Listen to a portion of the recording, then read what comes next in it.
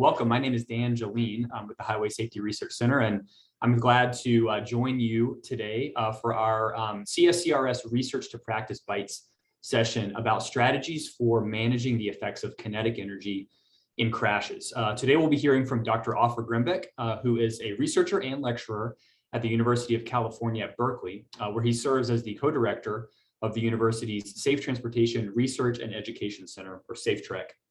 Let me tell you about CSCRS for a moment. If you aren't familiar, the Collaborative Sciences Center for Road Safety has a mission of accelerating progress in reducing transportation-related injuries and fatalities by utilizing a systems approach to bring perspectives from planning, engineering, public health, data science, and robotics to the road safety field. We're one of two national centers with a designated research focus on transportation safety. We bring together staff, faculty, and students from different UNC departments, as well as those that are partner institutions, UC Berkeley being one of them, and others that you see here on this slide. So I hope you'll learn more about us, maybe through other webinars or on our website. And I'm just going to go through a bit of housekeeping now for the webinar before we really get started. You are going to be muted as participants today, but you do have the opportunity to submit questions, and we hope you'll do that along the way using the questions pod within Zoom webinars here. We're going to hold some time at the end to respond to those questions and ask Dr. Grembek to weigh in on those. We are recording today's session. We're going to be sending the recording and some of the presentation materials out to you later by email. So keep an eye out for that. And just one helpful Zoom tip before we get started, you can choose the speaker view option at the top of your Zoom screen to optimize the screen of the current speaker, so you can see both them and their presentation. So without any more delay, I'd like to ask you to bring your slides up and go ahead and get right into it whenever you're ready.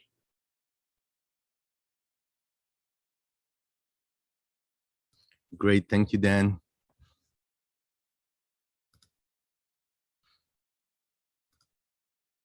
Okay, so I think we're up. So thank you everyone for joining today. As Dan said, my presentation today will be about the strategies for managing the effects of kinetic energy in crashes. And what I'm presenting today is some of the findings of a CSCRS research project numbered R24. And the title of the project is to develop a framework to combine the different protective features of a safe system. And the whole essence of this project is to try and see how how can we utilize kinetic energy, some physics concepts to better understand the physical meaning of the safe system approach, so it can support a lot of the ongoing efforts that are already happening. So I want to start with kind of describing the overarching goal of the transportation system, which is at the end of the day to provide mobility. But there is a relationship between this overarching goal and a series of values or some other considerations that are important to us as a society. And that includes providing efficient, cost-effective, equitable, sustainable, and many other aspects of mobility. But the one we're focusing on today is safe mobility, of course. So how do we measure if it's safe? We talk a lot about safety, but we're not quite sure. But we want to kind of ask ourselves, what's the best way to measure it? So we commonly approximate safety in terms of crashes, which are basically a count and to some extent represent the lack of safety or how unsafe the system is as an empirical outcome. And these are the numbers that we're all unfortunately familiar with. And on the left, we have here a graph representing the number of fatalities in the US from the 70s until a few years back. The numbers have since then increased even more. And again, these are these counts, and we can see that it's definitely not safe in absolute numbers, and the numbers are getting close to almost 40,000 per year just in the US. If we look on the right, again, we're using crashes as a count to tell us to approximate the safety. And on the right, we have causes of unintentional injury deaths for the US across any age group. And we can see it's highlighted in blue that unintentional motor vehicle traffic deaths is either the first or second leading cause of death for anyone over the age of 1. And these are the numbers we work with. This is what we use to monitor the safety of the system, but it is also many times reactive in the sense that we need for something to go bad to then be able to see these numbers. So it's an indication of the outcome of the safety of the system. But safety is actually much more a feature of the system.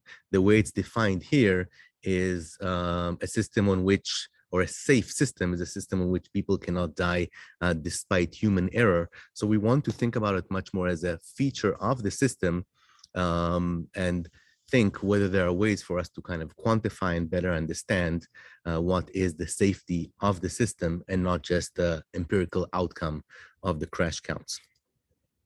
Now, this coincides really well with a lot of international, national, and many statewide efforts to adopt and implement a safe system approach. On this slide, it's from FHWA's safe system approach primer. It already highlights all of the things that are important, including how a safe system approach is different from more traditional type of safety. And it kind of really highlights there in the middle the desire to reduce system kinetic energy. The safe system approach also helps us identify what are the 5 safe system action elements, where the domains where we can take action. And similarly, what are the 6 safe system principles which we need to keep in mind when we're exercising safety. The one that's most closely related to kinetic energy in the principles is that humans are vulnerable, and that is at the end of the day what we're trying to prevent. We're trying to prevent road users and street users from being exposed to unsurvivable kinetic energy because of our inherent vulnerability. So how can kinetic energy help us improve these safety efforts? So kinetic energy is defined as the energy associated with the movement of an object and is determined by a combination of velocity and mass. So as we can see on the right, we have this equation: mass of an object, speed of an object. Of course, the velocity is cubed, so it carries a lot more weight, and that is kind of the as I said, kind of the main culprit when we think about traffic safety. But while kinetic energy is the focal variable, by itself, it does not have the ability to determine safety. For example, if we ask ourselves, how safe are these activities? On the left, we have an activity of flying on an airplane, definitely very high kinetic energy. And on the right, we have walking on a wet crosswalk, much, much lower kinetic energy. But while these have very different levels of kinetic energy, it's not necessarily enough to be indicative of safety. And that's why we like to think about it as safety being more of an attribute of the system. So based on that, we're kind of choosing to expand our definition of safety, or incorporate, or it gives us information of how to incorporate kinetic energy into our working definition of safety. So we're proposing to define safety as the relationship between 2 things. On the left, we have the amount of kinetic energy carried by users during a trip. It's similar to what we saw now with an airplane, with a pedestrian, a bicycle, a car. We have, just using the equation, we can actually calculate that amount. And on the right, that is the feature of the system that we want to benchmark it with, and that's the capability of the system to control or contain kinetic energy so that it is survivable, of course, when things go wrong. So we're seeing that we cannot just, it's not just kinetic energy per se, it's more a relationship between the amount of kinetic energy that's carried by the users and the capability of the system to control or contain that kinetic energy. And then the mechanism, kind of the physical meaning of this is that when you kind of let the system go and the system operates, when something goes wrong, if the amount of kinetic energy that is carried by the user is smaller then the capability of the system to control or contain it, meaning the system can absorb that amount of kinetic energy, that's going to be a survivable incident. But on the other hand, when the capability of the system is lower than the amount of kinetic energy carried by users during a trip, that's when it's going to be an unsurvivable event, and that's where we get these observations, these counts about fatalities. So going back to the airplane and the pedestrian example, while the airplane is carrying a huge amount of kinetic energy, for the most part, the capability of the aviation system to control or contain kinetic energy when things go wrong is greater than the amount of kinetic energy. And that is, at the end of the day, what determines the outcome and kind of is a valuable working definition for safety. So let's see if there are any hints in practice, in reality, that this kind of logic makes sense. What we have here is a chart of injury crash rates in California on the state highway system in 2019 and in 2020. And we have here two curves. The red curve represents the fatal and severe injury rate, and that is on the left axis. And the orange-yellow curve represents the minor injury crash rate. Now, we had the pandemic hit in early 2020. And once we started analyzing this data, we saw that there is this decoupling of the two curves. Historically, if we look at the left-hand side of the vertical dashed line, we see that both curves kind of superimpose each other. Of course, they're kind of put on different scales, but they kind of hover around each other. Sometimes that one goes up, sometimes the other one goes up, but they have a somewhat stable relationship. And then when the pandemic hit, we saw this decoupling.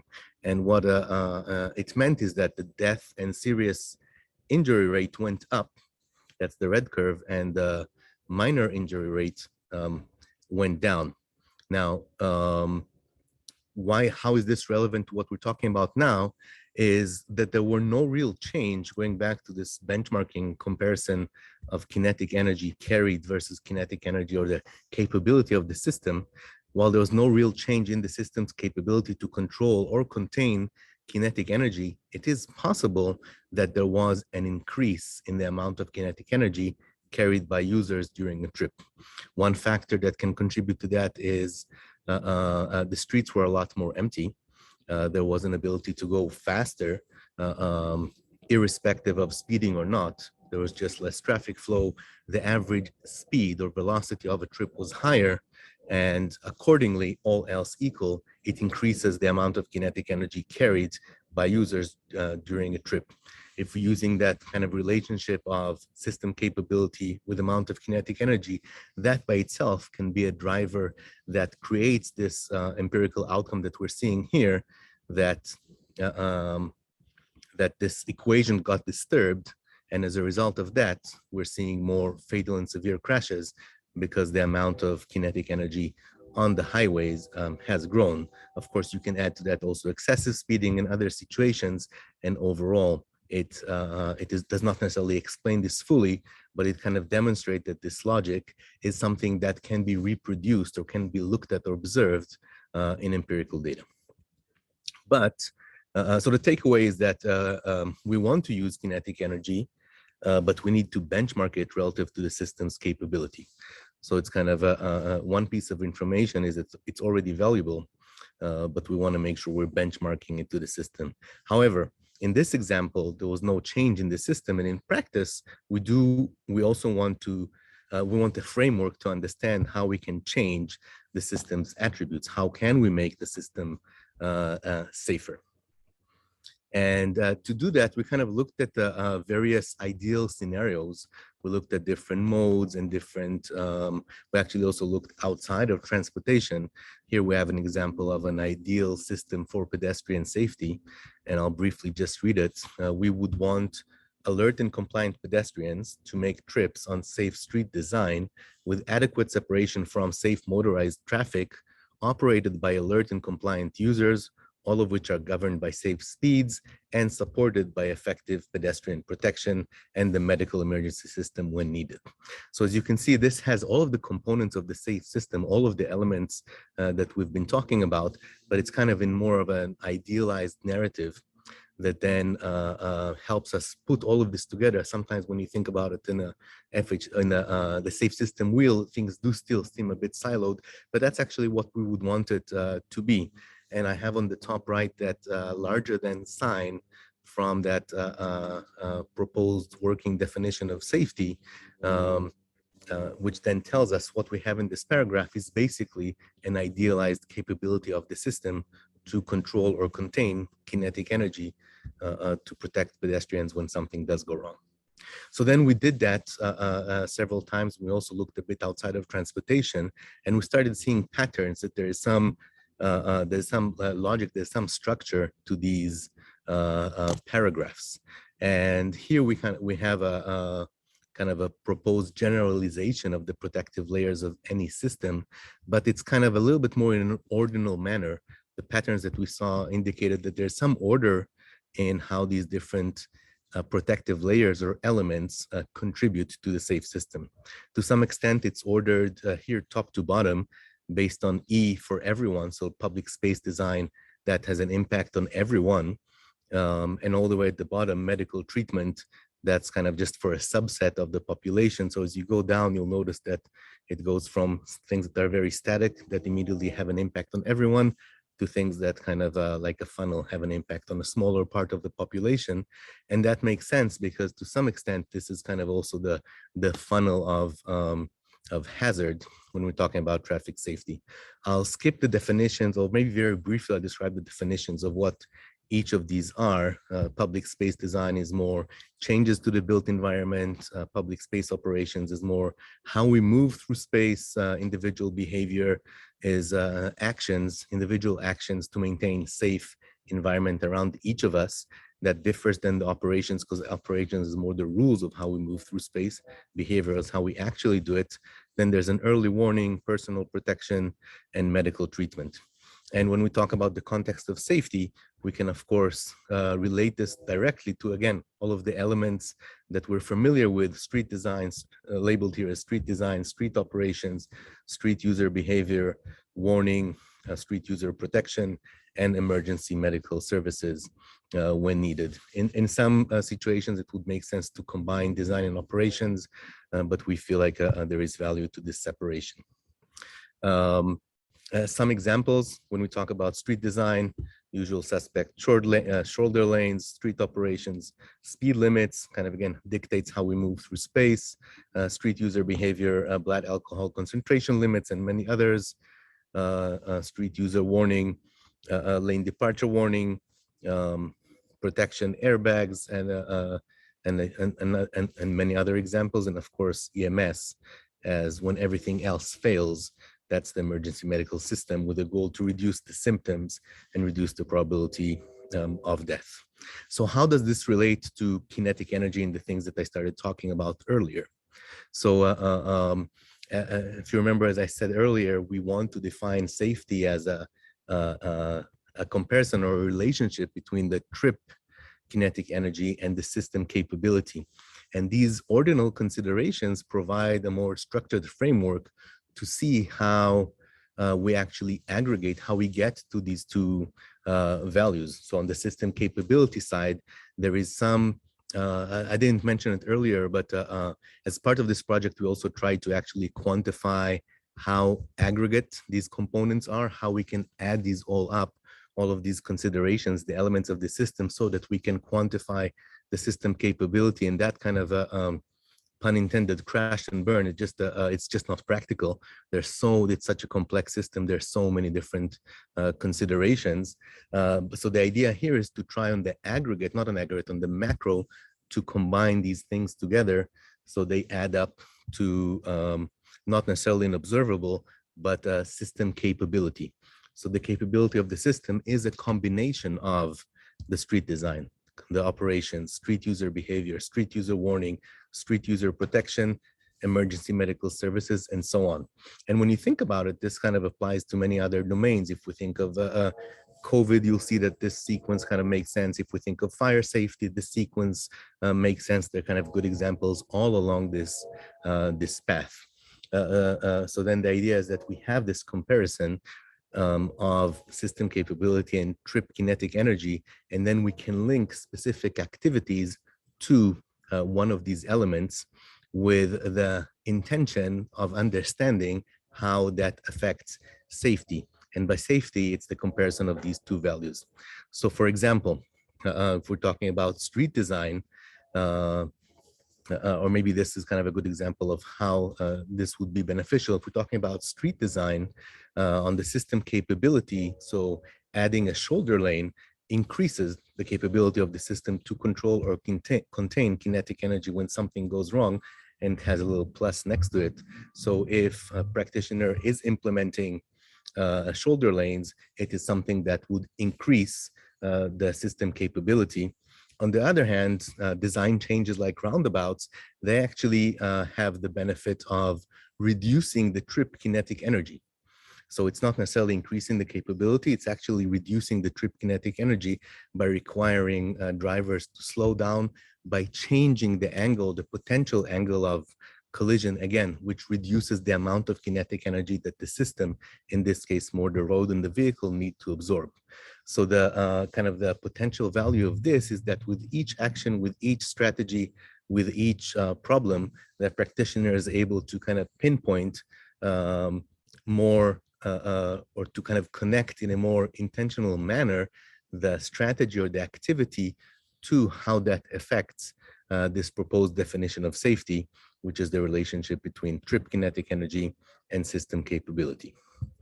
So to summarize, the implications here are that kinetic energy is a focal variable for studying system safety. It's been discussed a lot, but hasn't been studied a lot in the context of practitioner safety.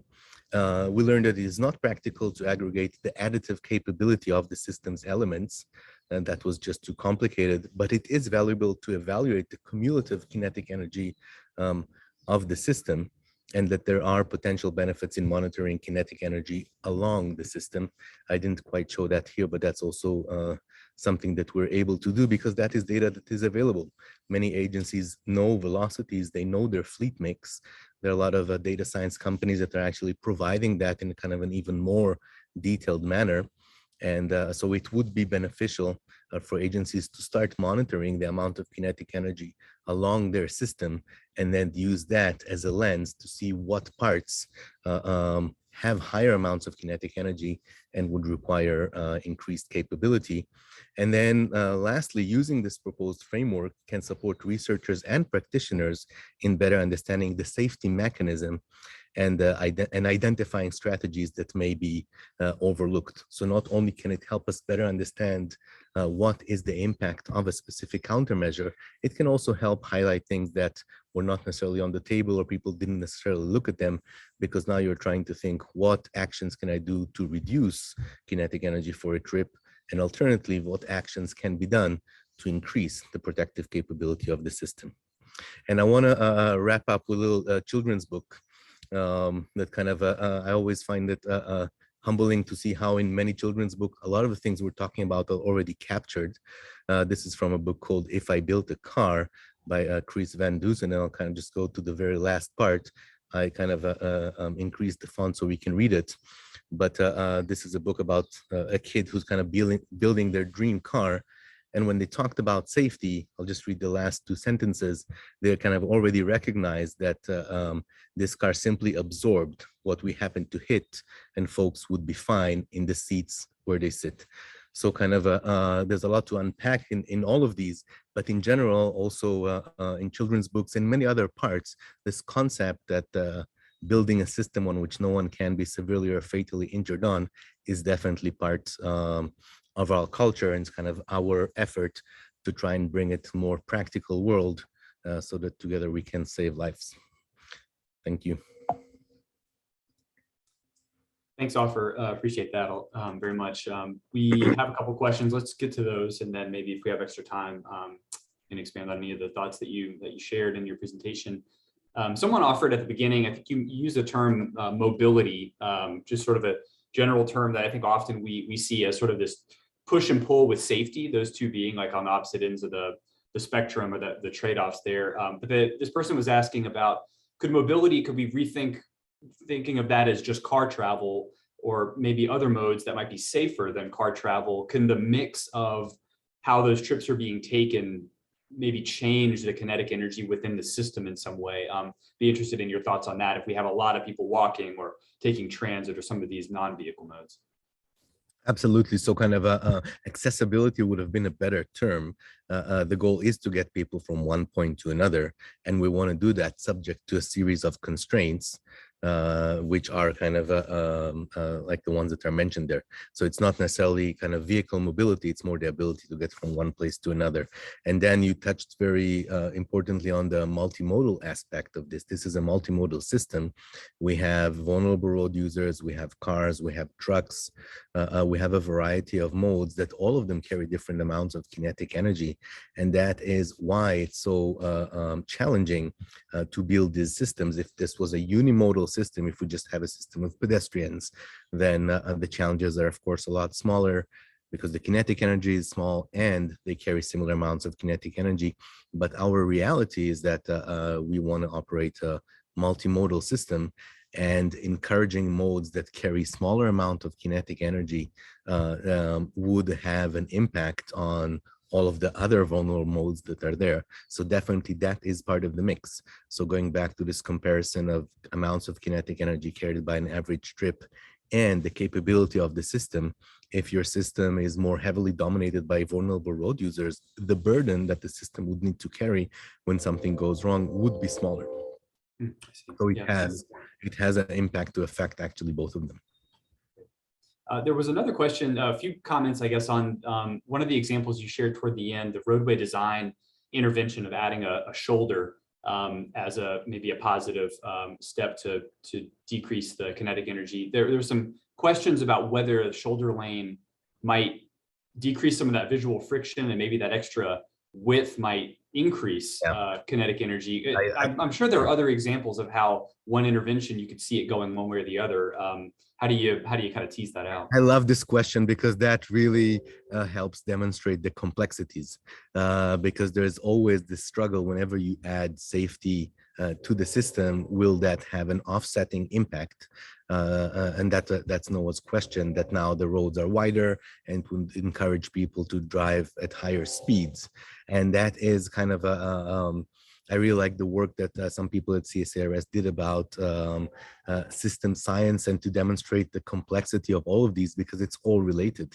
So the way kind of I try to think about it is that whenever we're introducing a countermeasure, we want to be able to put it in a specific cell and say a shoulder lane would increase the capability of the system. But then in parallel, also, as the safe system tells us, try to think what can be undesirable impact on that, and does that expose us to more places when we could do things wrong, and kind of try to address it in other aspects of the system also. But I love that, because that really demonstrates why it cannot be done in the disaggregate, and we need to kind of try and quantify it. And that's the next step of the study at the aggregate level, so that we can see overall we're able to monitor the amount of kinetic energy carrying. We're not really able to quantify the capability of the system, but we're able to see the outcome, which is the situations that one was greater than the other. And then this is an example of why it's very hard to quantify the impact of countermeasures, but much more look at it at the aggregate.